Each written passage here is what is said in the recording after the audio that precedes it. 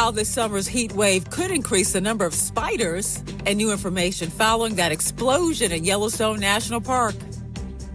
From our nation's capital, this is the National Weather Desk.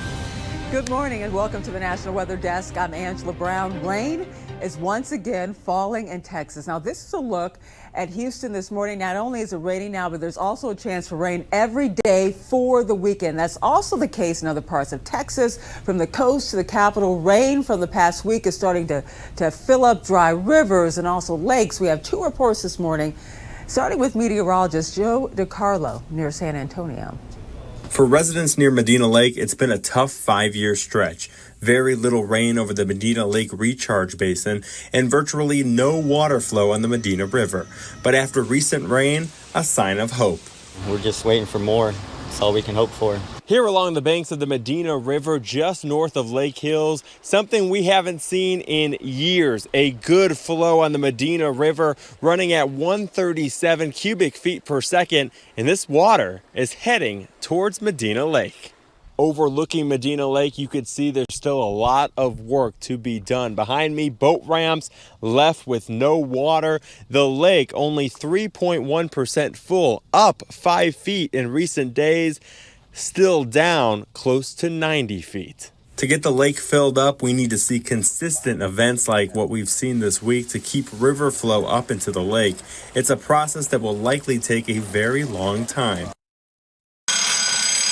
This has become a rare sound on Lake Travis. For the first time in a long time, the dock at Liquid Thrills Boat Rentals is being raised. We're definitely excited to go up anything. Anything we can get, we'll take. Ashton Thatcher co-owns the boat rental company. Hello. She says the drought has dried up some of their business. But lake lovers are still coming out, and she hopes even more will be on the water once the level does more than just inch up. I'm hoping 5 feet. If you want to get technical, I'm 5'2", so about right there. So yeah, that's a good amount of water. Leona Copeland is visiting from California. She and her family thought it was normal to have to climb 100 stairs to get to their car. This is my first time here, so I'm just like, oh, it's a lake. Leona was surprised to learn that a couple of years ago, the water went all the way up to the top step. But she says what you don't know, you don't miss. It isn't really noticeable, I don't think. For out-of-towners, maybe. But Lake Travis business owners are raising their docks and hoping August will be a repeat of an unusually wet July. Hopefully that will get us started, and then it'll just continue to go up from there for the rest of the year. Those rivers and lakes that you just saw are part of an intricate system designed to keep water flowing and prevent flooding. Austin, Texas meteorologist Avery Tomasco explains how it works. Central Texas is also known as Flash Flood Alley because when it rains here, it is often flooding here. On that note, it's a good thing that we have a vast network of lakes, dams, rivers, reservoirs to help protect us and manage floodwaters. It's known as the Highland Lakes chain. It's a complicated network. Let me get into the science of how this all operates when it does rain heavily like it has lately. It starts with the watersheds. The Lake Buchanan watershed is vast, extends deep into West Texas. Rain that falls here eventually flows down the Colorado River and into Lake Buchanan. Rain that falls here in the light blue shade is the watershed for the Llano River through our northern hill country counties and the Pedernales River through Gillespie and Blanco counties. These get funneled directly into the middle of the chain of Highland lakes and dams. Here is that chain. It's a series of 6 dams and 6 lakes, all built to manage and control floodwater and store water for times of drought. This is one of those times when low lake levels are actually a good thing because Lake Travis has the capacity right now to store 200 billion gallons of floodwater, and at this rate, it would take 10.5 days with 3 floodgates open to fill Lake Travis. Not going to happen this time. And we're also paying close attention to the wildfires out west. Right now, at least 100 fires are burning in the U.S. with nearly 1,000 more in Canada. Now, this is the Park Fire, which is burning in Northern California. At last check, it has burned at least 6,400 acres and is 0% contained. There are mandatory evacuation orders in part of Butte County, that's near Chico. This is the same area that was ravaged by the Camp Fire in 2018. 85 people died in that fire, the deadliest in California history. To the east now, the Gold Complex fire has burned 3,000 acres in the Plumas National Forest. It was sparked by a lightning strike. Strong winds today could spread the flames beyond the current containment zone. In Southern California, the Apache Fire has burned nearly 1,000 acres in Ventura County near LA. Several people were evacuated from their homes. The county remains under a heat advisory, making it tougher on firefighters. There were also a number of fires burning in Oregon. Victor Park reports from the Hood River Valley. Resources are being poured onto several wildfires burning across Oregon. On the east side of the state is the Durkee Fire, now the largest active one in the country. It is one of 60 wildfires burning across Oregon and Washington, fueled by wind, grass, and timber. We're here in the town of Fidel, surrounded by two wildfires. To the east is the Microwave Tower Fire, but let's walk over this way because you're going to see all this smoke and ash coming from the Whiskey Creek Fire, which is making it difficult for some people to breathe. Imelda Chavez's family had to leave a nearby fair. Everything was just haze, and we could start smelling the smoke. James Glenn works in Odell, a town with a lot of farms and a few shops. I'm just hoping it doesn't get any closer. The microwave fire is threatening at least 500 people who are under evacuation orders. My son-in-law went to Mosier to help a friend evacuate, and that's when we started thinking about it. The microwave tower fire has been burning since Monday, but as it continues to creep towards nearby towns, for Chavez, this would be her first time preparing to evacuate. We've actually talked about it already, and we wouldn't hesitate. I mean, we're not going to take any chances. And this view from high above, right here, high above Earth, shows just how much smoke is coming from those wildfires. This shot shows the Pacific Northwest with all that smoke rising into the air, with some even moving east, and air quality is not good. Many places across the West have unhealthy air. Denver is really bad, for example. Right now it has the worst air quality in the country and is among the worst in the world as well.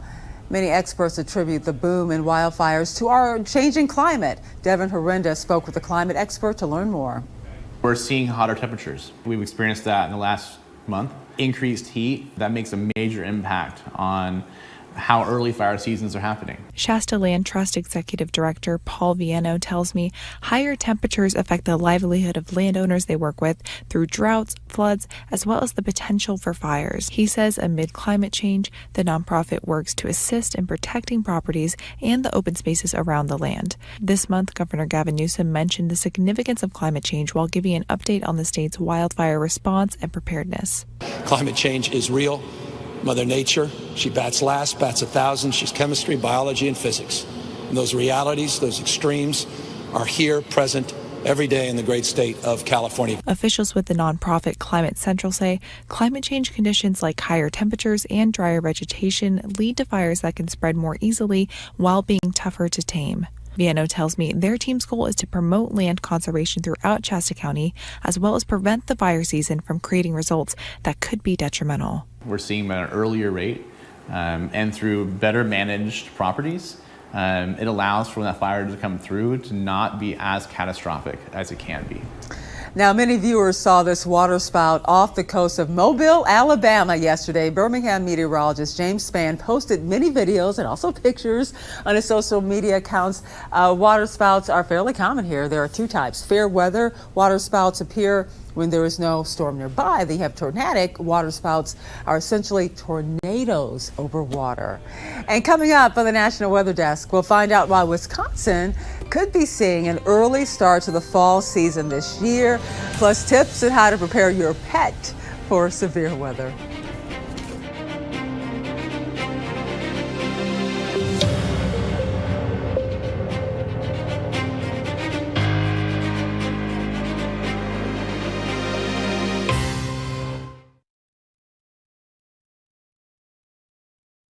I'm meteorologist Charlie Lopresti with Look at the Northeast. Today we have developing sunshine with afternoon temps looking seasonable in the Northeast. We should be in the 80s with elevated humidity. We have a front making its way through the region. Greatest chance for a rumble of thunder is probably northern New England. Notice the developing sun. After a cloudy start, many of you will see a brighter sky. If you dislike humidity, you're really going to like Friday, Saturday, and Sunday. Notice the lack of clouds. It's going to be a beautiful sunny day on Friday with highs in the low 80s. I'm Chief Meteorologist Gerard Jabali. Here's a look at the Mid-Atlantic region. We are going to stay mostly dry for your Thursday morning, but towards your afternoon, we will likely see showers and thunderstorms developing along a front that's going to move through. It'll bring good chances for widespread rainfall. 1 or 2 could be severe with some damaging winds. Friday's looking nice and dry, much cooler and much less humidity, that's for sure. Temperatures on Thursday afternoon still reaching the upper 80s or so. Mid 80s for your Friday, as we will likely not see any humidity till through the end of the weekend.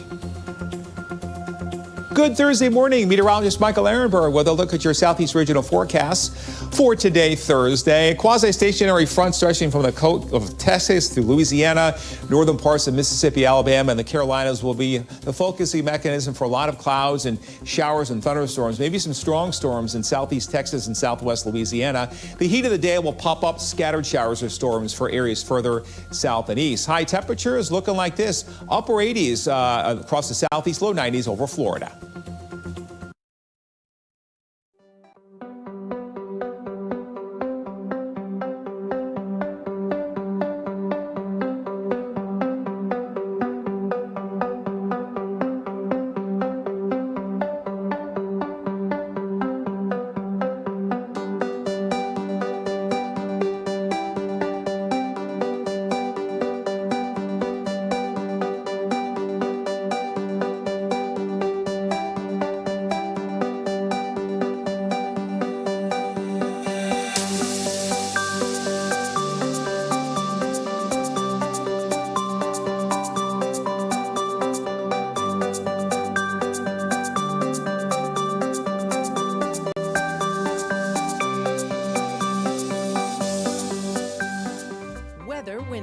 Presented by the National Weather Desk. A potential waterspout developed over Maine's Sebago Lake as a storm cell there quickly intensified. We're not quite sure what this bolt of lightning struck near Little Rock, Arkansas. Smoke from wildfires out west and in Canada is creating dramatic sunsets like this one in Washington. And along the coast, the combination of clouds, waves, and rays made this a sunset to remember. For more content like this, follow the National Weather Desk on Instagram. Imagine waking up tomorrow to find out that the government organization responsible for tracking hurricanes, monitoring climate change, and issuing life-saving weather warnings has vanished overnight. A recent policy proposal sent shockwaves through the meteorological community by suggesting just that, the dismantling of NOAA, the National Oceanic and Atmospheric Administration. This week, we're going off the radar to decode the controversial Project 2025 document. We'll get the insider's perspective from Dr. Neil Jacobs, former NOAA administrator. Dr. Jacobs will discuss NOAA's interesting history. NOAA's existence has never been authorized by Congress. NOAA was created with an executive order. What makes this organization so essential? If the Weather Service went away, the entire weather enterprise would collapse. And why he thinks NOAA is too solid for politics to shake. NOAA's GOES team, our newest weather sentinel in the sky to help keep us safe here on the ground. Well, that was a look at this week's episode of our podcast, Off the Radar. You can find it anywhere you get your podcasts. Now to a massive typhoon that ravaged Taiwan.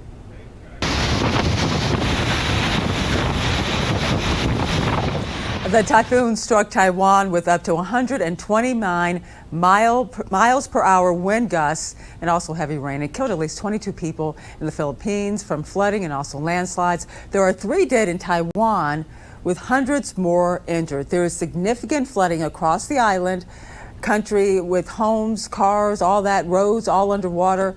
A cargo ship from Africa sank early this morning, and the storm rescue operations are underway right now. Closer to home, Tropical Storm Bud has formed in the eastern Pacific. It is several hundred miles from the southern tip of Baja California right now.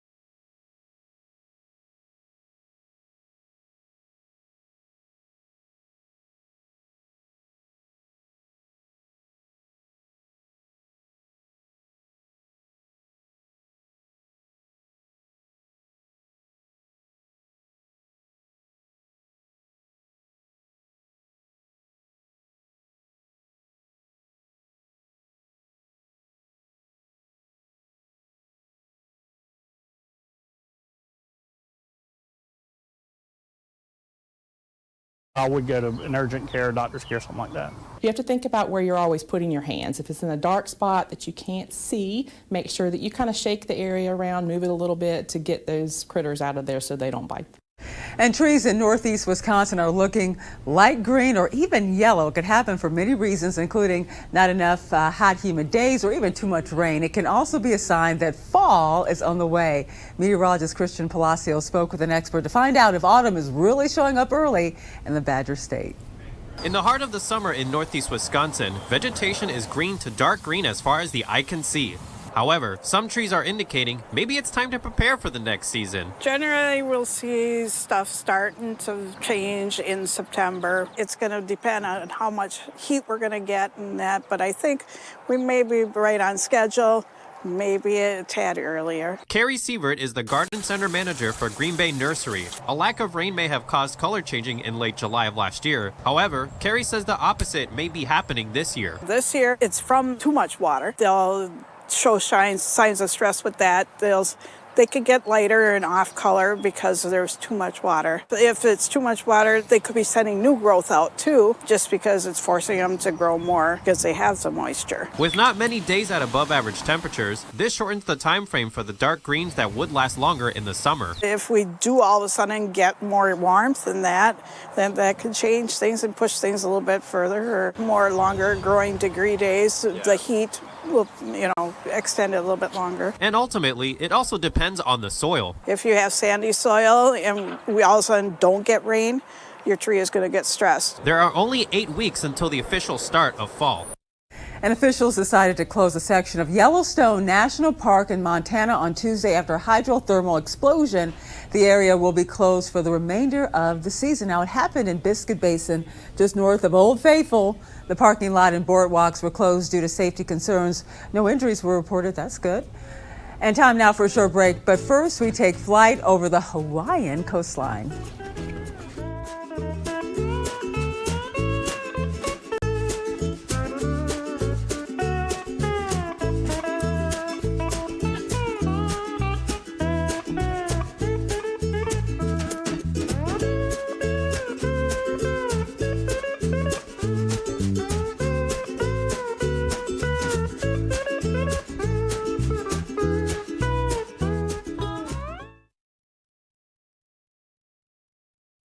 Well, very good Thursday morning, everyone. I'm meteorologist Andrew Buck-Michael. It's going to get hot across the plains today, mid to upper 90s.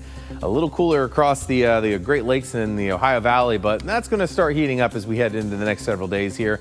Not much rain for the day on Friday, just a couple of stray pockets of rain. Same for your Saturday, and temperatures keep heating up. Everyone in the 80s or 90s by Saturday, and we'll heat up even a little bit more heading into your Sunday.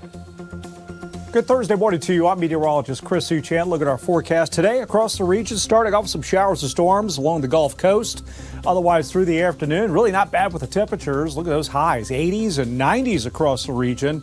Much cooler compared to normal for late July. The rain chance highest near the Gulf Coast, and that continues Friday near the Gulf.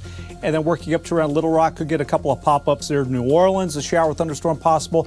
Also around Austin to San Antonio. Could see a shower thunderstorm Friday. Well, hi there and a good Thursday morning to everybody. I'm meteorologist Shannon O'Donnell. Look at all of the 70s along the West Coast from Seattle to San Diego, or nearly so. We're in the 70s. San Diego popping up to 86 today, but that marine layer definitely well entrenched over the coastal waters. Inland, a different story. So much heat there, holding on around Phoenix, Tucson, and into Las Vegas. A chance for some cooling from monsoonal moisture in the Four Corners later today. And that's the scene from here.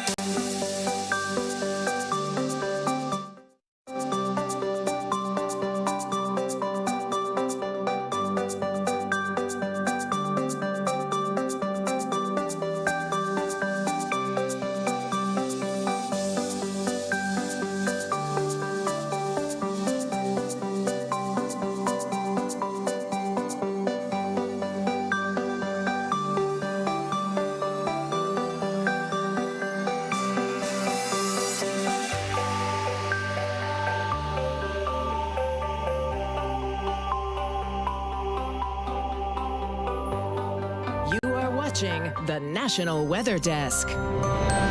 This has been a record summer when it comes to heat. Extreme heat is a number one weather-related killer, but there are things you can do to protect yourself. Here's meteorologist Vitas Reed. I'm meteorologist Vitas Reed. As we're getting into the summer, things have been really heating up. We've had a record temperature, the hottest recorded ever for the world as far as temperature. So it's been very hot out there. Temperature extremes and wildfires. We've been seeing a lot of wildfires out in the upper northwest, and we've also seen a lot of heat across much of the nation. Just remember, heat-related deaths are preventable. Stay hydrated and take breaks in the shade as often as possible. And you also want to remember to check up on the elderly and sick and those without AC. Air conditioning is very important. But then we also want to remember that we want to look before you lock. Remember, cars can heat up relatively quickly. Never leave children or pets inside of a vehicle that's unintended. Very important things to remember this hot summer season. And we love to share your weather content on the air. You can find us on all your favorite social media platforms, including Facebook, YouTube, Instagram, X, TikTok. Just search the National Weather Desk. We'll be right back.